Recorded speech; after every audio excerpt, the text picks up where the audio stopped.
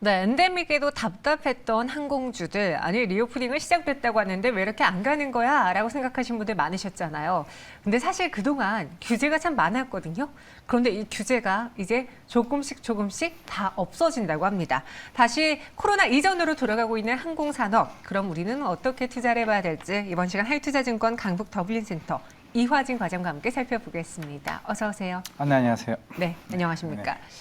아니, 인천공항에서도 사실 여러 가지 규제가 아직까지 있잖아요. 네. 그런데 이제 코로나19 전으로 돌아가면서 8일부터 국제선이 정상화된다고 하는데 네.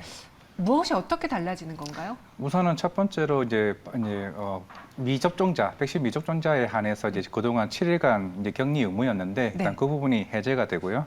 그리고 이제 국제선 같은 경우도 조금 조기 정상화될 것으로 일단 보고 있습니다. 워낙 이제 티켓값이 많이 비싸다 보니까 이제 그런 공급 관련해서 조금 이제 노선을 많이 확장하는 일단 모습을 보이고 있고, 사실 코로나 동안 그동안 방역 당국이 이제 관리를 했었던 부분에서 이제는 국토교통부로 이제 이관하게 되면서 이제는 조금 더 이제 항공 관련해서 본격적으로 이제 사업을 하지 않을까 생각하고 있습니다. 네. 주가가 오를 것으로 기대했던 리오프닝 주들 사실 뭐 코로나19 그 기간 동안에도 실망과 기대 이런 것들이 좀 반복됐었잖아요. 네. 근데 최근에 리오프닝 관련 주들이 좀 더딘 이유가 먼저 주가가 선 반영돼서인지 아니면은 뭐 리오프닝 주 안에서의 자금 조달 때문인지 최근의 주가 흐름에 대해서는 어떻게 판단하시는지요? 뭐 최근에 이제 CGV도 이제 자금 조달 관련해서 이제 CB를 발행하긴 했었는데 이게 옛날과 조금 결이 다른 게 이제 좀 리오프닝 관련해서 어느 정도 이제 실적적인 면에서 조금 활개를 펼 수 있는 부분이 있기 때문에 결국에는 2년간은 어느 실적도 굉장히 좀 좋지도 않았었던 부분이었고 그동안 인력 자체도 많이 줄었던 부분에서 이제 리오프닝이 되면서 이제 영업을 개시하려고 하니 그만큼 인력도 그동안 부족했던 부분이 확장하려는 부분이 이제 조금 자본금 쪽에서도 조금 부족했던 부분이 또 사실이었던 것 같습니다. 그냥 그런 부분에서 이제 중장기 입장에서는 결국에는 조금 이제 영업적인 면에서 결국 더 좋아질 수 있는 부분이기 때문에 지금 단기간 뭐 자금 조달에 대한 우려는 제가 봤을 때는 큰 우려는 아닐 것 같다 좀 말씀드리겠습니다. 네. 아니, 지금 시청자분들이 말씀하시기에 다낭이 왕복 150만 원이어서 못 간다. 뭐 네. 이렇게 이야기를 하시는데 지금 가격이 많이 올라가 있는 상황이잖아요. 근데 그도 그럴 수 있는 게 항공주들이 그 가격을 결정할 때 유료 할증료라는 걸 네. 붙이죠. 근데 최근에 유가가 많이 올라간 상황이에요. 그래서 티켓값이 비싼 게 이 항공주들에게는 좋을까요? 아니면은 워낙 유가가 비싸다 보니까 지금 오히려 주가가 못 가고 있는 것일까요?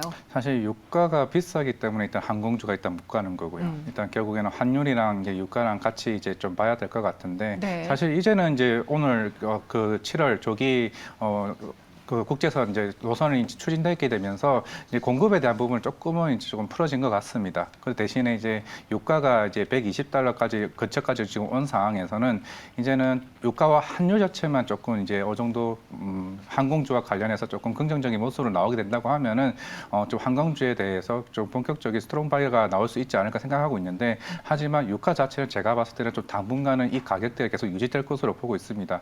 물론 어제 오펙 회의에서도 얘기가 나오긴 했습니다. 다만은 실제적으로 중국 이제 코로나 봉쇄가 혹시나 나중에 좀 봉쇄가 완화가 되면은 사실 유가에 대한 수요가 가장 많은 나라가 이제 중국이다 보니 네. 결국에는 아무리 유가를 맞추려고 해도 이제 중국 소비 때문에 결국에는 어느 지금 유가가 지금 이 가격대에서 계속 유지된다고 하게 되면은 좀 항공주에 대한 부분은 조금은 보류해야 되지 않을까 좀 생각하고 있습니다.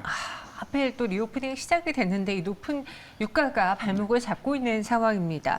부진한 좀 항공주의 주가 흐름이지만 그럼에도 불구하고 리오프닝하면 가장 먼저 떠오르는 뭔가 상징적인 의미를 갖고 있는 항공주이기 때문에 많은 분들이 계속 눈여겨보고 귀 기울여 보고 계시거든요. 이 중에서 항공주들을 옥석을 가려보자면 어떤 키워드를 갖고 있는 항공주에 접근하는 게 좋을까요? 지금 일단 주가가 먼저 움직였던 게 LCC입니다. 이제 최근에 일본 이제 입구 허용도 이제 됐다 보니까 좀 일본 관련해서 이제 LCC 쪽으로 움직였던 부분, 실제적으로 제주항공이나 이런 진에어와 같은 부분들이 결국에는 단거리 단거리 위주로 일단은 먼저 실적이 좀 빠르게 개선될 수 있는 여지가 좀 클 것 같습니다. 실제적으로 이제 전체적인 매출 비중에서 일본 쪽 관련 관광객에 대한 수요가 굉장히 많았던 회사들 먼저 지금 주가가 먼저 올라왔던 부분이기 때문에 이제는 여기서 중국 자체가 이제 차후에 나올 또 새로운 모멘텀이 될 수 있다고 가정을 한다면은 제가 봤을 때는 ACC가 먼저 제가 봤을 때 재무적인 개편에서도 원래 내년쯤에 좀 흑자 전환을 좀 예상을 했었는데 오히려 생각보다 빠른 시일 내에 올해 하반기쯤에는 흑자 전환할 수 있는 기대도 해볼 수 있기 때문에 최근 어떻게 보면 항공주의 차별화도 최근 주가가 어떻게 보면 말해주지 않나라고 생각하고 있습니다. 네, 아니 SC들의 경우에는 물론 회복력이 눈에 띄게 보이겠지만 최근에 뭐 재무구조 개선 그런 것 때문에 유상증자 이야기가 많잖아요. 에어부산은 최근 전에 급락을 했고 이런 저가 항공주들에 대해서 아직까지 불안해하신 분들이 많은데 이 회복을 노리고 들어가도 괜찮은지요? 아까 말씀드렸지만 이제 유가 환율 때문에 저는 아직까지는 조금 이제 보류하는 여력은 있습니다. 하지만 물론 아까 일본 입국 얘기도 했었지만은 실제로 제주항공 같은 경우도 지금 이익 비중의 50% 이상이 일본인 관광객에 대한 수요가 더 큽니다. 그렇기 때문에 그에 대한 수요로 인해서 실적이 생각보다 빠르게 개선한다 그러면은 그런 모습이 눈에 보이기 때문에 제가 봤을 때는 ACC가 좀 가는 부분이고요. 실질적으로 대형 항공사 같은 경우는 이제 그동안 화물 운임으로 인해서 좀 주가가 많이 좋아지긴 했습니다만은 올해 초부터 이제 화물 항공 운임 지수 자체가 조금은 상승세가 꺾이게 되면서 물론 5월 달에는 잠깐 반등을 하긴 했습니다만은 실제적으로 화물 관련해서는 조금 하반기부터는 좀 외형적인 성장가 조금 많이 둔화될 것으로 보고 있습니다. 물론 이제 여객 수요 자체는 증가하게 되면서 이익은 크게 성장할 수가 있겠지만은 이 자체가 결국에는 작년 화물과 같이 약간 상쇄되는 부분이기 때문에 결국에는 항공 자체적으로는 저가 항공 위주로 제가 봤을 때는 이익이 더 빠르게 개선될 모습으로 볼 수 있기 때문에 좀 그런 의미에서는 좀 저가 항공이 제가 봤을 때는 더 매력도가 더 크지 않나라고 생각하고 있습니다. 최근에 많은 분들이 LCC보다는 대한항공을 보자라고 이야기하시는 분도 계셨는데 이화진 과장님은 그 회복력에 대해서 그리고 여객 수요를 본다면은 오히려 LCC들의 주가 탄력도가 더 클 수 있다라는 의견을 주셨습니다. 그럼 지금 구간에서 이 항공주로 좀 본다면은 LCC 안에서 하나를 고르실 것 같은데 네. 대표적으로 이화진 과장님의 픽은 무엇입니까? 일단 제주항공입니다.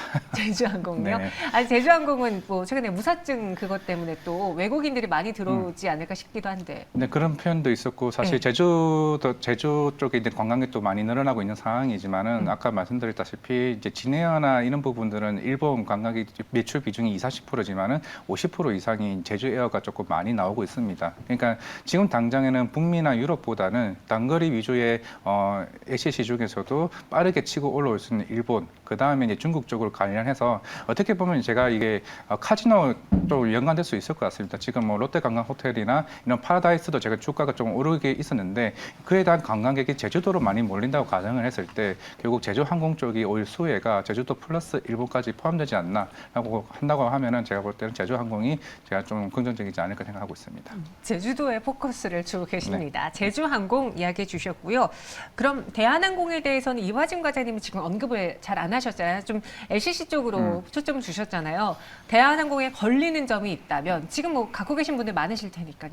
사실 가장 긴 노선이다 보니까 유료 할증량도 많이 나오고 있고 사실 이제 7월 어떻게 보면 국제선 자체가 노선이 확대가 되면 티켓도 어느 정도 이제 줄어들게 되면서 조금은 예전보다 좀 나아질 것으로 보고는 있습니다. 물론 중장기적 뭐 내년까지 본다고 했다면은 대한항공도 긍정적일 수는 있겠지만은 제가 봤을 때 유가적인 측면이 제가 제일 걸림돌이다 보니까 조금 그런 부분이 유가가 차라리 $100 초반, $90 후반까지만 내려온다 그러면은 저도 대한항공 자체는 조금 긍정적으로 봐야 되지 않을까 생각하고 있습니다. 알겠습니다. 유가만 해결이 된다면 네. 대한항공 나도 그때는 정말 좋게 보겠다. 알겠습니다. 그래서 대한항공이 리오프닝이 시작됐음에도 불구하고 아직까지 이 항공사들 둘러싸고 있는 규제 때문에 또 유가 때문에 그동안의 주가가 좀 지지부진했다라고 보시면 될 것 같고요. 또 LCC 안에서는 제주항공을 탑픽으로 꼽아주셨는데 사실 항공주들이 움직인다는 거는 얘네만 가지 않거든요. 그러니까 리오프닝 섹터에 대한 분위기가 좋아질 때 가장 아웃퍼폼하잖아요. 항공주를 제외하고 또 리오프닝 내에서 한 종목을 골라보자면 파라다이스 말씀을 드리겠습니다. 아예 그냥 제주도로 제주도로 가시네요. 네. 뭐 사실 파라다이스 자체도 사실 일본에 있는 세가사가와 같이 파트너십을 같이 하고 있기 때문에 네. 일본 자체 내 카지노도 덩달아 이제 수혜를 볼 수 있는 부분이 있고 그리고 제주도로 몰린다. 카지노로 계산을 했을 때 좀 파라다이스가 제가 봤을 때 주가가 최근에 카지노 관련 주주 중에서도 가장 빠르게 올라왔고 그리고 최근에 이제 월별 데이터마다 카지노 이제 그 수익률이 나오는데 최근에 파라다이스 GKL이 계속 좋은 모습을 보였기 때문에 2분기 때부터는 좀 실적이 좀 괜찮게 나오지 않을까 좀 생각을 하고 있습니다. 파라다이스. 근데 최근에 이제 카지노 이야기하시는 분들의 경우에는 GKL이라던가 강원랜드 그리고 뭐 그렇게 쪽으로 들어가신 분들이 많으신데 파라다이스는 일본 관광객들이 더 많다는 장점이 있는 걸까요? 그렇죠. 일본 VIP나 이제 그런 드라백 자체가 일본인 비중도 생각보다 크기 때문에 네. 사실 다른 GKL보다 일본인 비중 높은 게 제일 큰 게 사실 파라다이스입니다. 물론 단기적인 입장에서 지금 파라다이스가 먼저 수혜를 받을 것 같고 결국에는 중국까지 포함된다고 했을 때는 뭐 GKL이 더 어떻게 보면 중국인이 좀 자금력이나 조금 관광객이 워낙 많다 보니까 그쪽에서 좀 포커스를 맞추면 되지 않을까 싶습니다. 네, 파라다이스 탑픽으로 꼽아주셨습니다. 항공주 내에서는 제주항공이고요. 그리고 카지노 관련해서 또 다른 리오프닝으로는 파라다이스. 이렇게 이화진 과장님의 픽 한번 눈여겨보시고요. 저희는 여기서 보내드릴게요. 고맙습니다. 네, 감사합니다.